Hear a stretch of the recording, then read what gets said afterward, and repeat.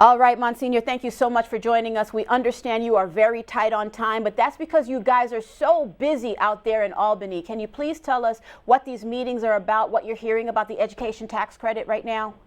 Well, basically, we're meeting with those who are our supporters, those who are our advocates, both in the Assembly and in the Senate, asking them to stand firm as we enter the final hours of the session. And we're also meeting with those who are opponents of the legislation to try to see if we can, if there will be some way forward for us to all work together. Monsignor, big news we're covering today. Michelle actually spoke about it earlier, with major union leaders speaking out in support of this education tax credit. Tell me, what does this say about the fact that more people are being galvanized to support this?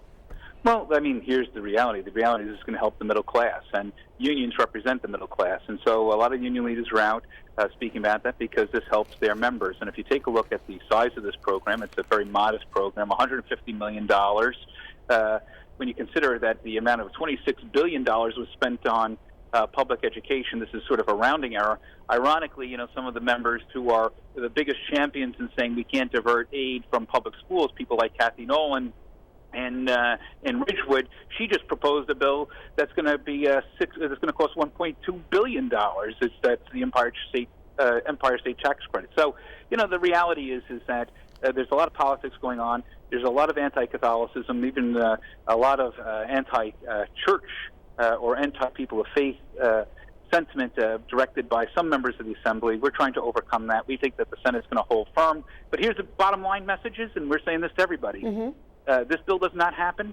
If it does not happen in this session, we're going to express our anger and disappointment with the governor. We're going to express it with the Senate and the Assembly, because the fact of the matter is that the Assembly and the Senate and the governor can get this done if they want to.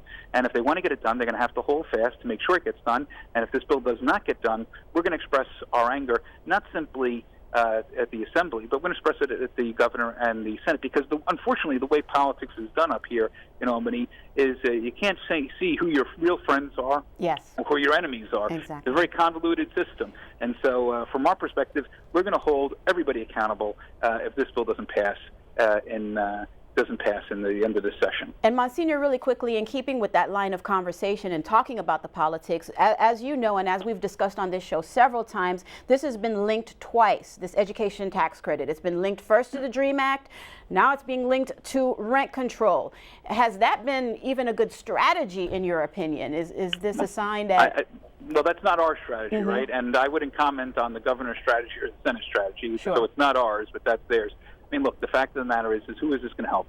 The average kid who receives a Futures in Education grant, those kids are making under $29,000. Those families are making under $29,000 a year. That's who this is going to help. When you take a look and see, it costs $19,000 to educate a kid in a public school, and it costs about $3,500 to educate a kid in one of our schools.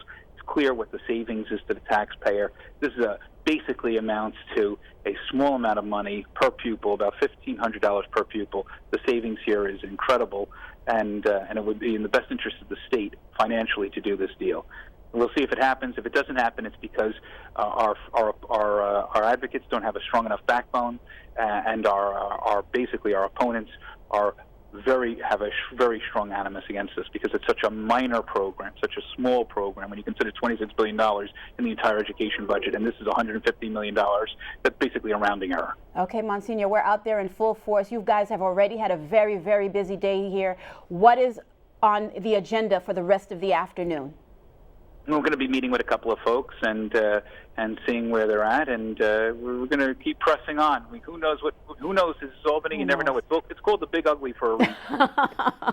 All right, Monsignor, thank you so much.